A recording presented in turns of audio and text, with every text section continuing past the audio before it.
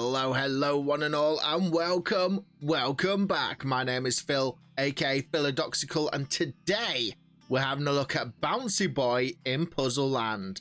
Now, this is due for release on the 25th of March.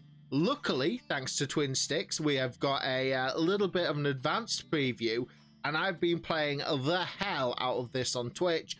It's really fun. It's really engaging, and it's surprisingly cutesy. I don't normally go in for cutesy, but I like the art style, I like the music, and I just thought it would be a fun little game just to throw down with, do a little bit of a preview, and see if I can't convince some more people to try and play it. So, first and foremost, what you may recognize is this is giving me some serious Rain on Your Parade kind of vibes, because you can do skins and costumes for like your little blob. The whole point of the little blob, from what I've been able to tell, is you go through a series of puzzles and you need to escape them to progress into like the new world. There are a couple of worlds, I believe 5, I will double check and throw it up on the screen now, but you've got to complete the different worlds. They all get progressively more difficult, and you've just got to kind of like follow along. There isn't really a story per se, it's just for a bit of a laugh, and it's quite a short game. Like, I think you can probably blast through it in, say, 5 hours, if not less. But cosmetics wise, you've got some really cool skins. You've got the default skin. Boom, there we go. Actually, what I should do, let me just take my little top hat off. The top hat looks amazing. So let's start from like basic bish kind of default. So you've got your basic, you've got your default, you've got some kind of like, you know, Valentine's Day lover boy. And then you've also got some skin competition winners who have designed their own skins. So we've got Amir, Hudson Foster. This Death Venom really reminds me of Jurassic Park. And then you've got some more really, I'd probably say more complex ones, because you've actually got within the blob, like movement. So BouncyBoi can look very fine whilst doing his business. Personally, out of all of them, I'm torn between Bubble Boy and Lava Boy, but I really love Lava Boy, and kind of he became a Twitch favorite, like a Twitch chat favorite, so we've stuck with that skin for most of the time. In addition to the actual skins, you can also do items, and looking at these special ones that are grayed out, I unlocked a Froggo's hoodie during the first area, the first kind of like main realm, and then there's 4 more. That's what makes me think there's like 5 realms in total. But you can get things like an awesome little jester hat, which I think looks amazeballs. You've also got like a dinky mohawk as well, if you want to rock out with a bit of middle class. Of course, you've already seen the top hat, which class and sophistication 4 days, or what also seemed quite popular is kind of like the Twitch streamer ears. I think you get them for the Elgato headsets. Is it? No, it's the Razer headsets. You can get like little cat ears for like the Razer headsets. And of course, if you want to go furry cosplay, why not become a cat? But do not fear, we are not going to spend all day just messing around in like the little character creation. What I did want to do is I wanted to take us through like a few missions or a few of the puzzles, just see how the puzzles handled, and just see kind of like the art style and how chilled and relaxed and woo-star they are. As you can tell, this is just the first area, Mozzie's Swamp. So this way we're not going to do like huge spoilers, it's just going to be like a little bit of a taster, see what it's all about. Admittedly, some of the puzzles are quite easy to begin with. The first 2 or 3 you can just blast through quite quickly, and some of the others take a bit more thought, which, if you know me, it can be quite interesting if I've actually got to sit there and get a bit of like a head scratcher and think things through. one thing I will just point out is when you complete these missions or the puzzles, you actually get ranked in bronze, silver, and gold. As you can see, just like 200 ways, just like any kind of like puzzle game we do, I had to go back and make sure we got gold on every single one. It's not an addiction. I can quit anytime I want to, but so far I've not wanted to, I'm not gonna lie. So this first world is literally just getting to grips with the basics. So it's straight up boing, boing. Damn.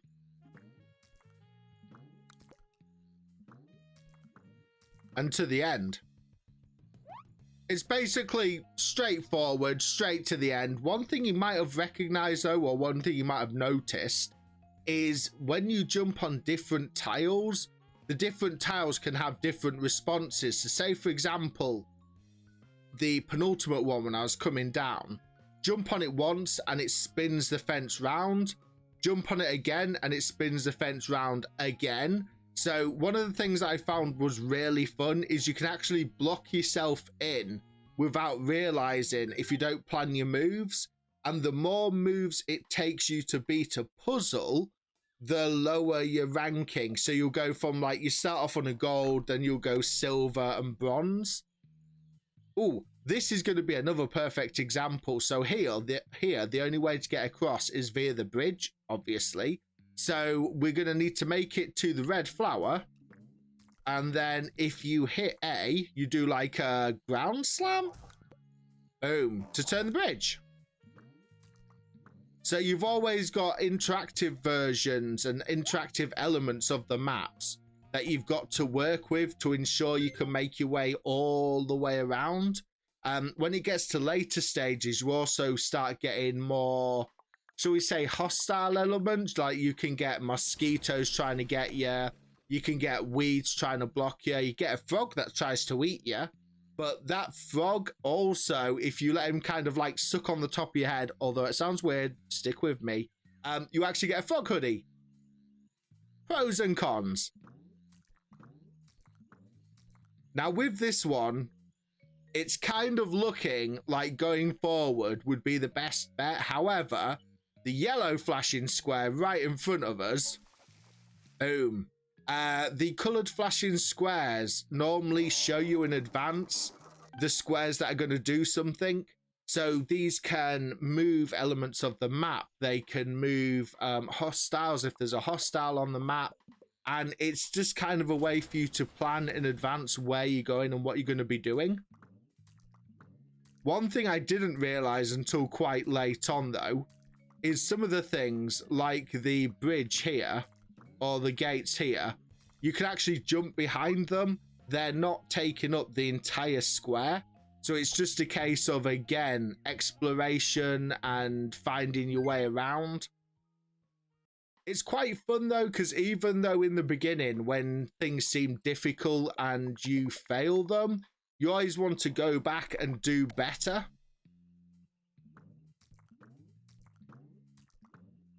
So, as we've just seen in the last map, if you ground slam on the red flower, it gets rid of the tentacles. Now, it's a bit of a trap because going straight up, it looks like a straight run to the end, which is like the yellow circles. However, we know from previous experience, because the square we have to cross is a blue one, something's going to happen. So in this case, I believe, yeah, it literally just twizzles round and blocks us. So if we backtrack all the way around now, our ranking's going to drop from gold down to like bronze. What we can do is you can either do that or it's not cheating per se. I'm just going to restart the map. I'm just going to restart the map, jump over, drop the weeds, and then run all the way around. But the best thing about being able to replay and restart the maps is you kind of learn from doing. So, as I said, some of the maps are more challenging than others, and you may pass it the first time on a bronze. But if you want to go back and get silver and gold medals, you've got the opportunity to learn from your mistakes on one run, restart, go back round, and in no time at all, you'll be getting that confidence boost to move on to the next area, knowing that you kind of like getting better, you're seeing what's going on, you're picking up the patterns, and like here, you're able to adapt quite easily to changes. So now we've got a happy little tree with a very particular order it likes to be tickled with, okay? If you can match it, it will activate for you. So what we've got going on here is it's kind of like a Winnie the Pooh type deal where we've got what looks like honey pots hanging from the tree, and obviously it's blue, red, yellow starting from bottom to top. So if we bounce over and hit those flowers, what it should do is make the red tile directly below me now like fill in, and then as soon as that fills in, we'll be able to jump over right to the exit.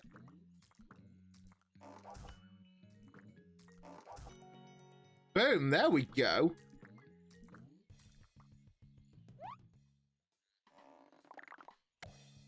Okay, so this one is a map, as with the others so far, that we've actually completed when I was playing on Twitch. Just as a heads up, this is a fantastic map because the frog in the top right corner, if you can move it on its tiles, which we're going to do in a moment, and then get it to jump back on you when you're on its lily pad, it kind of sucks the top of your head. And then when it does that, you suddenly unlock the hoodie, which is this very, very fetching number right here. And it literally just looks like the frog is consistently sucking the top of your head. It's just there. It's just a part of you, and it's unique. I'll put it that way. To begin with, I thought the frog was trying to eat me. But nope, just literally, it's a part of me now. But as you saw, when I jumped over onto this middle tile here, the frog actually jumps up and down, but the frog we can't get past. We need to find a way to solve this puzzle whilst at the same time we've got the frog and the tentacles, or the vines, if you will, blocking us from going where we need to be. Luckily though, previous maps, we know we've got the red flower that'll help us turn the bridge. Oh, hello. And on this one, the yellow one, if I remember correctly, boom, we can actually use the environment to trap the frog. So where it is now, instead of jumping back and forwards and getting in our way, we've actually got it trapped, so we can just leg it to the exit and we're out of there.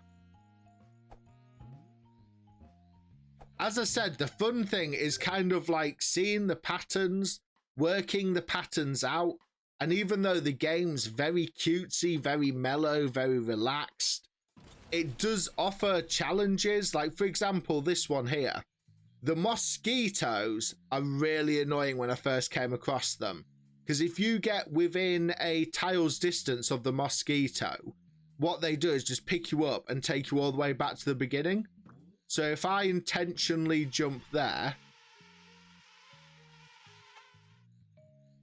so it'll literally sabotage any run you've got going on if you're not prepared for the mosquitoes. The other thing is, on the left-hand side, you've got the frog and the vines. Now, they look like they're doing absolutely nothing. And yet, why are they there? You know, why would they put them in? Why would the devs add them into the map if they didn't do something? Even though they're not fully connected to our island to be able to physically interact with the mosquito. It's all about kind of paying attention to your surroundings, having a look at the bigger picture, and seeing how the different pieces of the puzzle all fit in together. So like now, one of the other observations is when we move, we can actually make the mosquito move. Sometimes it moves up a square, sometimes it moves down a square. And if we interact with the red flower, what it's going to do is it's going to open the vines for the frog. So if we now move, the mosquito should go up and the frog moves. If we lock the frog in place, he should... Boom. Yeah, keeping the frog locked in place literally keeps the mosquito locked in place. It seems to be some kind of counterweight deal, where by having the frog on the left-hand side tile activates a trap on the right-hand side island. We just hit the blue flower, which turned around the signpost, which would have otherwise been blocking us, and we can jump over to the end. It seems really simplistic, and yet you can get a real buzz when you're going through, you're smashing the puzzles, and you're just really pulling them off one after the other, and the quicker you get, the faster you get, the more gold trophies you get. It all adds to kind of like that weird little buzz.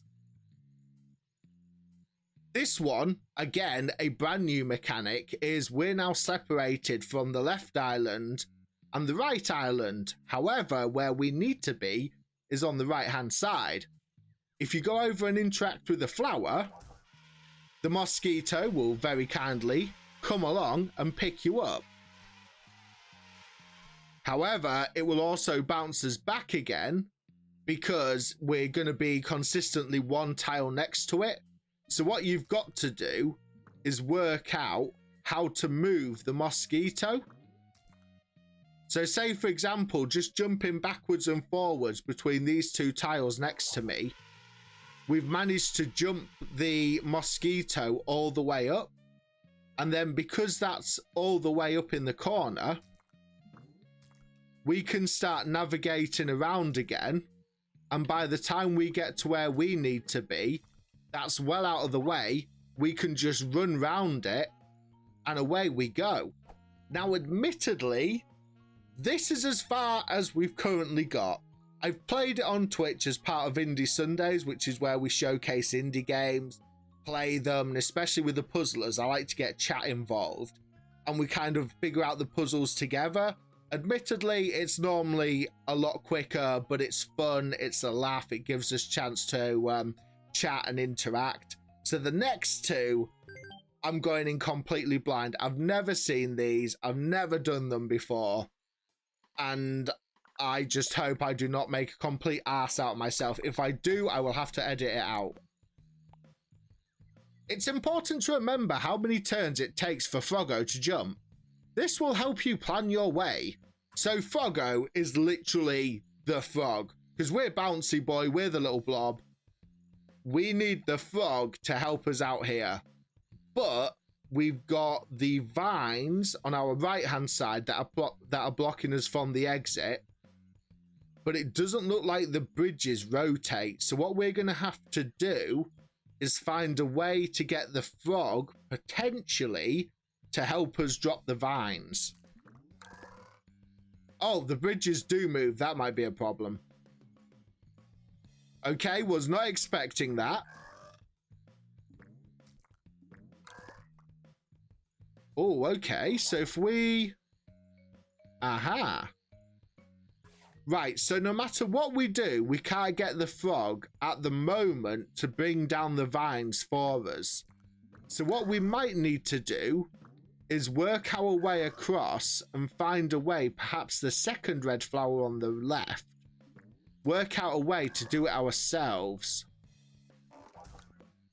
So, I think I've got a plan. We jump to the right to where the vine is. We go up to the first red flower.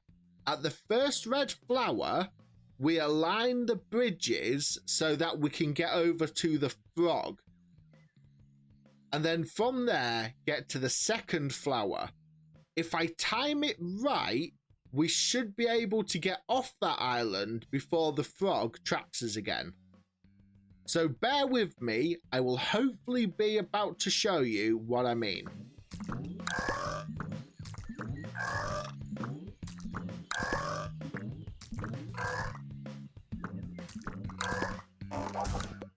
Okay, so here we are.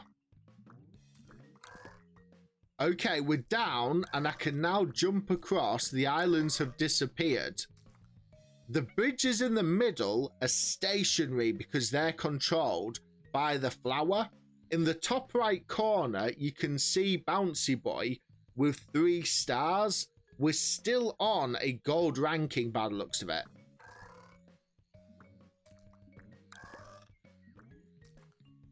Right, okay. There we go. Beautiful. And we're gone. No, we're not. I fudged it. Oh, okay. So I can't just run straight back the way we came. Now, instead of going back across the midsection now, what we're going to do is we're just going to bounce our way along the bottom. And we've now greatly reduced the number of steps we've taken. And because we've reduced that unnecessary journey to get to the exit from 1 attempt to 2, we've now smashed a gold.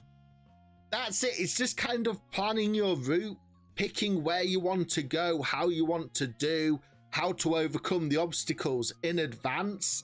And it really helps. It's kind of fun because it's like brain training, picking out puzzles, sorting out your resources, the logistics of getting this right. It's just so much fun. And then, as you might be able to tell, I just get really kind of like enthusiastic and happy when we're smashing the puzzles, because it's like, I did that. I did that myself. I'm so happy. You know, it's kind of, it gives you that warm buzz. It's just a shame how you've got LB and RB at the top of the screen so you can move between the different lands. But at the moment, we can't actually bounce between them to see what's coming up next. It's hard to tell if Mozzie is here to help you or to hinder you. Let's find out. Okay, Mozzie, obviously, I think it's by the red-coloured bum. You can tell it's a mosquito. Because normally you've got wasps that are yellow and orange. You've got bees that are yellow and black. And, yeah, obviously, red bum is mosquito. I wonder what colour hornets are. Are hornets orange? And wasps are... Ooh, what's the difference between a hornet and a wasp? I'm going to have to Google that. Okay, so what we've got to do here is we've got to tickle the tree. So straight away, we've got to do the blue flower to tickle the tree. This is going to make us use all of the skills we've learnt to date. Oh, it's not blue, red, yellow. It's blue, yellow, red. Oh, okay. So whereas the first time round, the tree was quite simple in which way it wanted you to use the pots. It was the order they were lined up in. This one actually wants you to do it in a different order. However, you've got to actually start the puzzle and therefore your step count before you find out. Okay, so that's stage 1 done. Now, we need to work out what this purple one does. But I need rid of the mosquitoes first.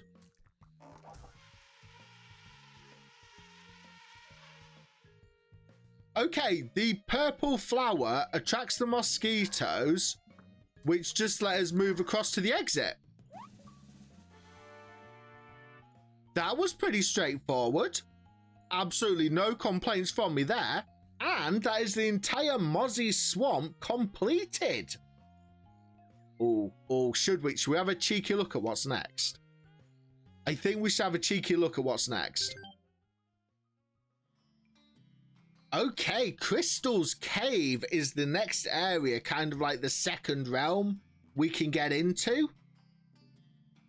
So that's quite cool. So as soon as you've done all 10 levels, the green door above or below the 10th map opens the door to the new ones. You just LB or RB, you can jump into the next domain.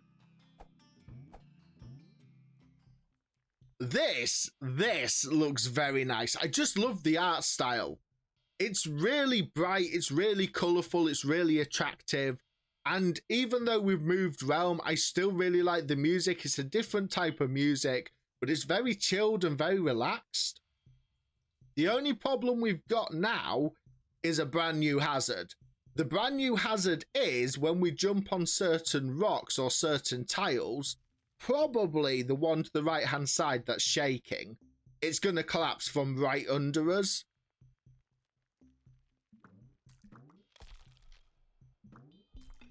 Yeah, that's not good. But how do we get to the exit then? Do we use the big orange crystal to navigate? Oh, yes. Ah. So just as we could use the flowers to drop the vines in Mozzie's swamp, we can use the orange crystals to drop the crystal walls in Crystal's cave.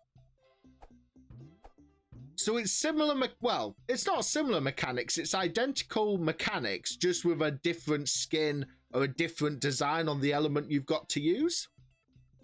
Some buttons are shy and will only do their work after you have moved a certain number of turns. Keep a lookout for these special buttons. Is it the bright orange one? Oh, it is. Hello.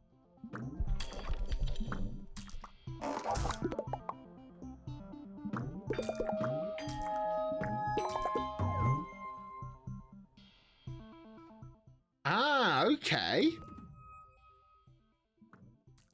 So these are quite musical.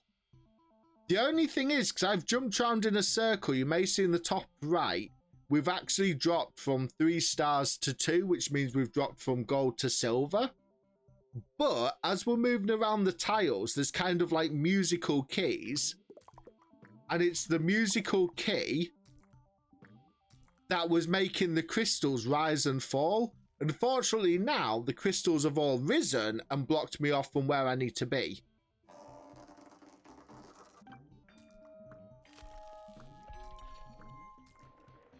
Beautiful.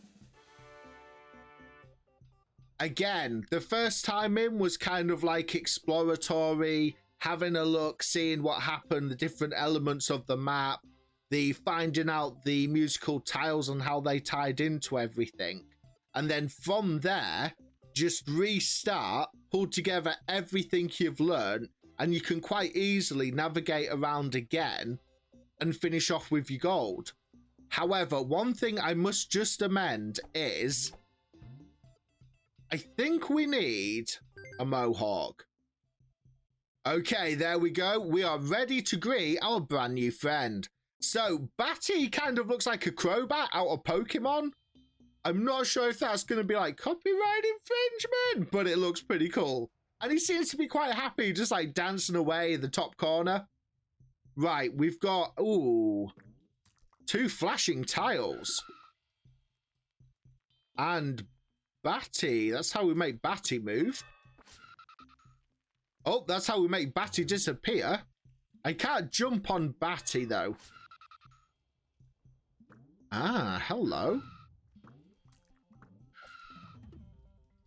So what we've got to do here is we've got to move back and forth to get Batty in a position where they use their weight to open the crystal wall. When the crystal wall comes down, we can then escape to the exit.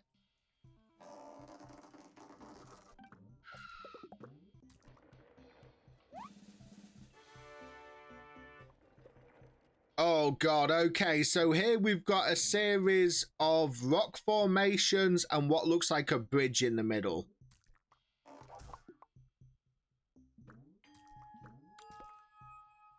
Ah, so we've got the musical tones that will let us move the bridge back and forwards. However, if we hit the central tile, that then makes our way out blocked. And we can't get it back again.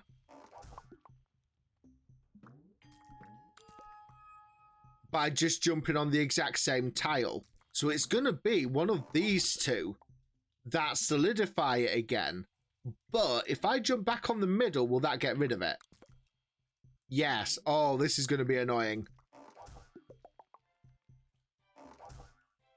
So the one bit of the map we need to step on is the one bit of the map that's actually stopping us from escaping. So by the looks of it, what we need to do is when we jump into the middle, we need to already have this end bit collapsed. So when the bridge turns, it can't kind of like collapse it again because it's not there to begin with. Okay, just absolutely bugger me. I can get it down to like 20 moves, but I cannot seem to get off of a silver medal on level 4. I have no idea what is going on. As I'm about to start pulling my hair out, what we're going to do is I'm going to come back to that one. Let's have a crack at number 5 and see if we can smash this right out the park. The thing is, I suck because I can't do it. In my own mind, I suck because I can't do it, but I want to go back and learn and beat it because there must be a way to get that gold. That sweet, sweet gold, my precious. I'm gonna do it. I'm gonna do it. Watch out for Crystal's web. You can tell when she is about to trap you by looking at her eyes. Oh! There's like a massive cute spider. Hello. Oh, hey up. We've got an eye popping up. Oh, no, we've got each move an eye disappears. Hello? Yeah, for each move, an eye is disappearing. Ah. Can I somehow interact with the spider? No. They will, though, shoot to the closest square that we're moving towards. So if they shoot now, I'm going to be trapped in that corner. One more movement than a web, and I should be able to get out of here. Second attempt, and I've got a gold. Second attempt, and we've got a gold. But what was going on with mission number 4? Mission 4, at the moment, is a stain. It's a stain on our successful progression. I am going to defeat level 4 on Crystal Cave, as Bob is my witness. Oh, damn. We got loads of bats on this one. Oh, hello, little bats. So many little bats.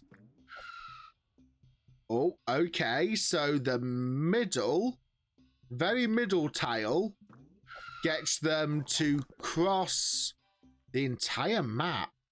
Ah, but here we might be able to trap one. Trap both of them.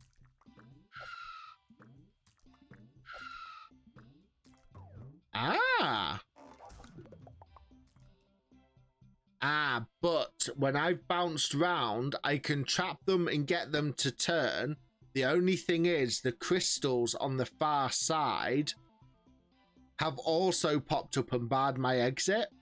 So what I probably need to do is head from the top crystal formation that I can interact with back down to the bottom right-hand side crystal formation. Now, with, I believe it was 5 moves, it's the 5th move that gets that crystal wall back up again. So what we need to do now is head back up and get that wall dropped.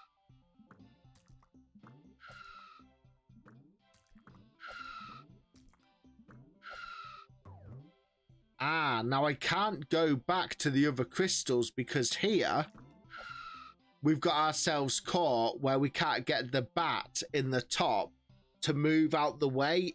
We can cross it, but we can't get back round to the crystal formation because we're blocked in.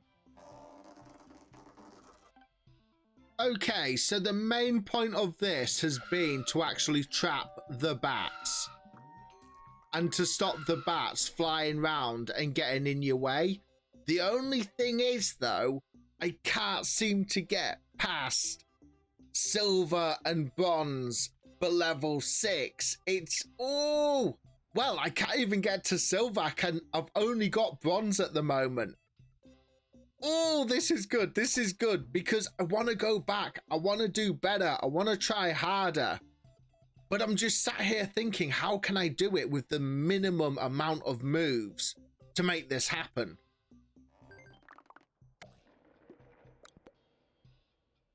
This magical cave tree will need to have each branch lit up in order to solve this puzzle. Hopefully, this is going to go a lot better than the last mission did. Oh, so the magical cave tree. I need to tickle its fancy, eh? Okay, that's one branch by the looks of it. Ah, but it's not happy about that second formation. So it must be bottom left, top right. Although the top right has actually just gone pink.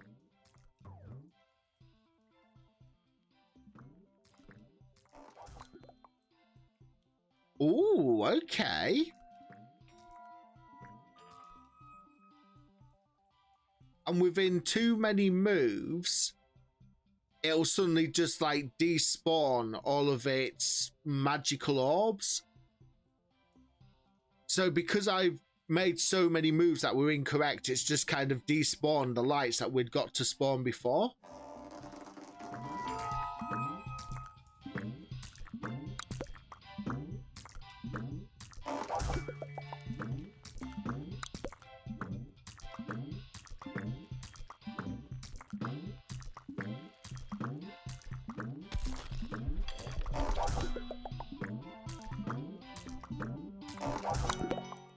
Oh, okay, let's go. Is this going to be a gold? Gold to end on would be beautiful.